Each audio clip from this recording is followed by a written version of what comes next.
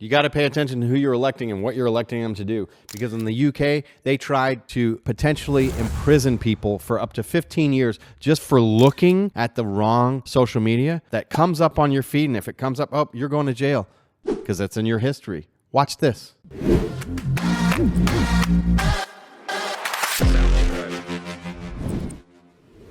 There is no doubt in my mind this would have been the fate of the United States if something had gone differently last week. I agree. UK is now saying they are going to imprison any citizen that views what the government deems to be far-right propaganda online for up to 15 years. I have so many questions about this, not the least of which is, can you even control what comes up in your algorithm? If something just happens to pop up in your feed, are you doomed to spend more than a dozen years in federal prison? Right to jail, right away. Who gets to determine what far-right propaganda is? Because let's be honest, by modern UK standards, every single thing J.K. Rowling posts on X is probably considered far-right propaganda. And is enforcement anything like what we've already seen regarding social media hate speech and misinformation laws? Because I have a pretty strong feeling I know exactly how extreme this is going to get in a very short period of time. Maybe it's time for the West to make Orwell fiction again. You guys okay across the pond? Blink twice if you need help. It's nuts.